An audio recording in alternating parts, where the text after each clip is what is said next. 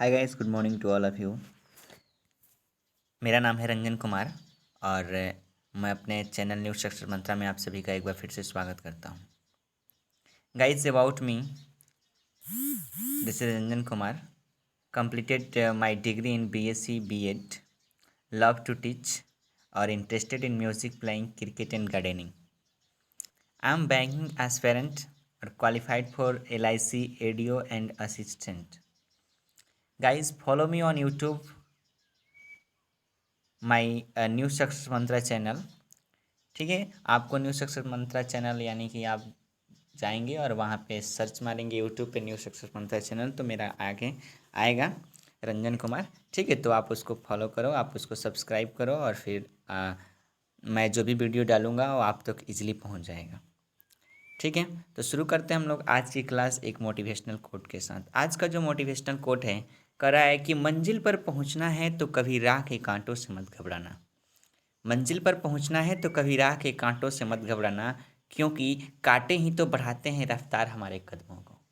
बिल्कुल सही कोट है। आपको पता होना चाहिए कि मंजिल तक पहुंचने के लिए बहुत सारे मुश्किलों का सामना करना पड़ता है, लेकिन हमें जो है उस मुश्किलों से घबराना नहीं है। हमें अपने आप को आगे की तरफ ले जाना है। ठीक है, अपने आप को एक सही जगह पे, अपने मंजिल पे पहुंचने के लिए हमको अपने आप को रखना है। ठीक है, देखिए सब्जेक्ट और एग्रीमेंट का हम लोग 2-3 रूल पढ़ चुके थे और उसका अगला रूल जो है यानी कि रूल नंबर 3 से हम लोग स्टार्ट करेंगे। ठीक है, तो देखिए कल हम लोग बताए थे कि जब दो नाउन बीच में एंड से जुड़ा होता है तो उसके साथ पुल्लर वर्ब का प्रयोग किया जाता है। लेकिन कुछ ऐसे नाउन्स कुछ ऐसे रूल्स होते हैं, यानी कि ये एक ऐसा रूल है जब दो नाउन बीच में एंड से जुड़ा भी है लेकिन इसके साथ किस वर्ब का प्रयोग किया जा रहा है, सिंगुलर वर्ब का प्रयोग किया जा रहा है। आपको करना क्या है, एग्जाम पॉइंट ऑफ व्यू से बहुत इंपॉर्टेंट है। ठीक है, जैसे देखिए यहाँ पे दिया है ना, ये सभी को आप याद कर लो। जैसे ब्रेड एंड बटर आता है, राइस एंड करी आता है, हॉर्स एंड कैरेज आता है, हैमर एंड सिकल आता है, क्राउन एंड ग्लोरी आता है, स्लो एंड स्टेडिटी और भी हैं। तो ये जब देखो ब्रेड भी क्या है, यहाँ पे ब्रेड भी क्या है,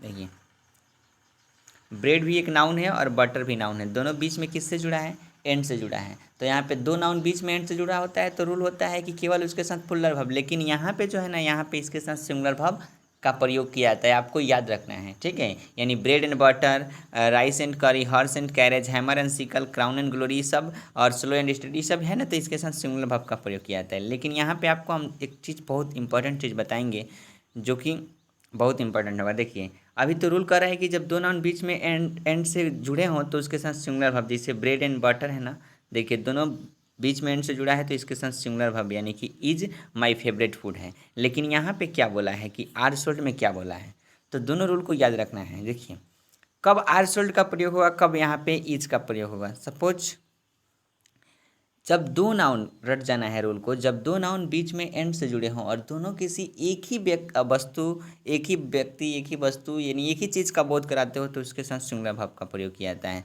जैसे जब कभी भी हम ब्रेड खाते हैं तो ब्रेड को बटर के साथ मिक्स करके खाते हैं तो वो मेरा फेवरेट फूड है। अब यहाँ पे दोनों को हम अलग अलग मायने में देखें। जैसे कि मान लीजिए ये कोई दुकानदार है, ठीक है, आप जाते हैं यहाँ पे कस्टमर के रूप में, कहते हैं कि हमको चाहिए ब्रेड और बटर चाहिए, तो उसके दुकान में ये ब्रेड हो गया और ये बटर हो गया।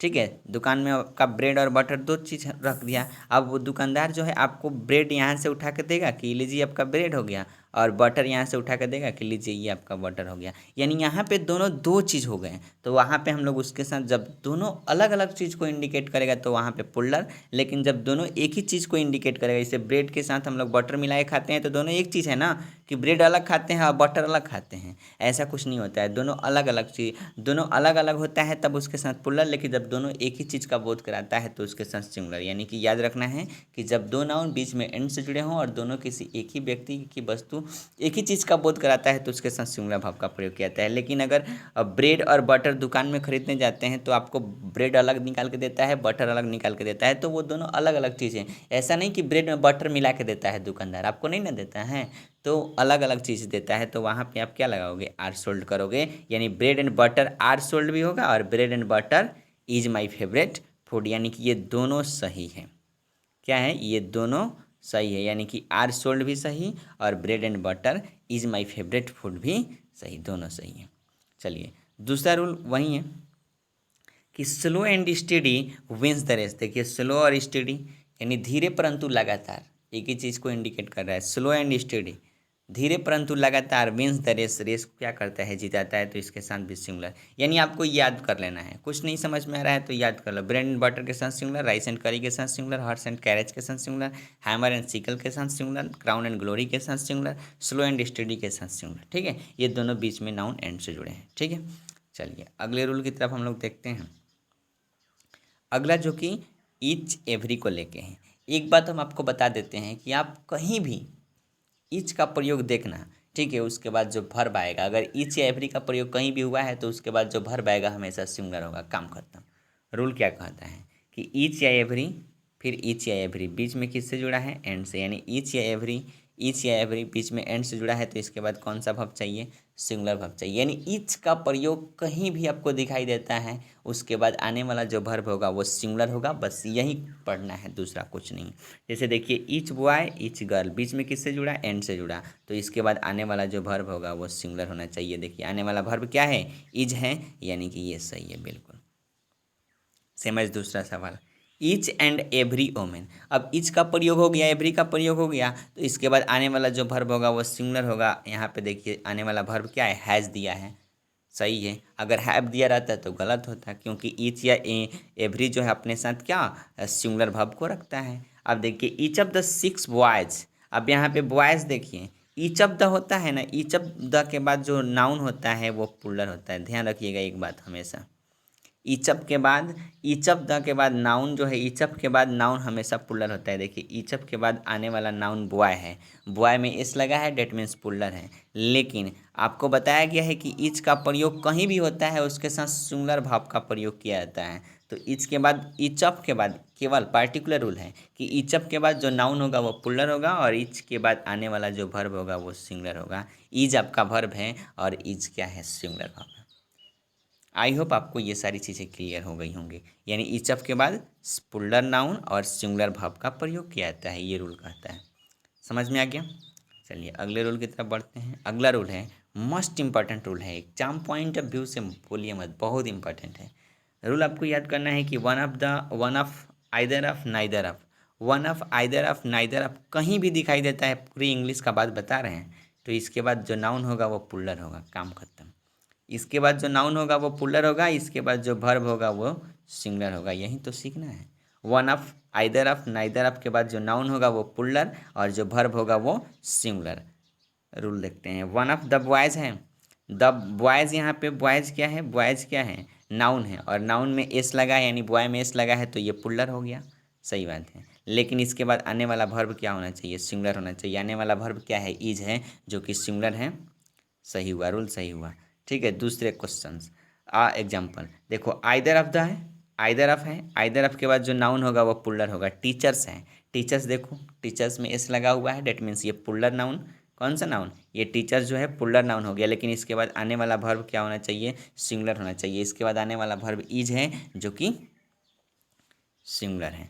ठीक है, चलिए अगला जो है वो है neither of this two girls, neither of this two girls is clever. तो नाइदर ऑफ के बाद भी नाउन, आने वाला नाउन क्या होता है, पुल्लर होता है, तो आने वाला नाउन क्या है, गर्ल्स है। नाइदर ऑफ के बाद आने वाला नाउन क्या है, गर्ल है। अब नाउन गर्ल है तो ये पुल्लर होना चाहिए, तो गर्ल में एस लगा हुआ है, इसका मतलब ये पुल्लर है। लेकिन इसके बाद आने वाला भर्ब क्या होना चाहिए, सिंगुलर होना चाहिए, यही तो रूल है। Neither of this two girls is clever, easy तरीके से आपको समझा है। ठीक है, तो आपको ये समझ जाना है। चलिए, तो ये हो गया, neither of the this two girls is clever, तो यहाँ पे कोई दिक्कत नहीं है।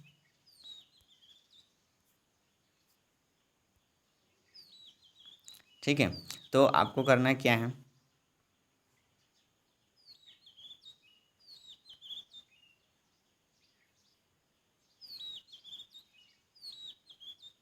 अगर अच्छे ढंग से समझ में आ गया है तो आप लाइक ज़रूर करेंगे, ठीक है, और साथ में शेयर करेंगे अपने दोस्तों के पास जो भी आपके साथ पढ़ता है। एक व्यक्ति कम से कम 10 10 छात्र के पास, यानी कोई भी आपका 10 फ्रेंड्स है उसके पास आप सेंड करो, ठीक है, ताकि वो भी सीख सके। आपके साथ साथ अपने छोटे भाई बंधु जो भी आपके साथ पढ़ता है, आपके छोटे भाई बंधु है, उस सभी को दिखाने का प्रयास करो, ताकि वह से सीखेगा, इंग्लिश उसका इम्प्रूवमेंट होगा, ठीक है। तो ये रहा आज आज का। तो आज साथ में अगर जो है हमारे चैनल को आप सब्सक्राइब नहीं किए तो सब्सक्राइब जरूर कर लीजिएगा, ठीक है, सब्सक्राइब कीजिएगा, सब्सक्राइब जरूर करें, ठीक है, ताकि हमारी हर एक वीडियो आप तक बहुत इजीली माध्यम से पहुंच जाए, इजी वे में पहुंच जाए। तो ये रहा आज से क्लास, फिर मिलते हैं हम लोग अगले वीडियो में, तब तक के लिए bye, take care, love you, जय हिंद, जय भारत।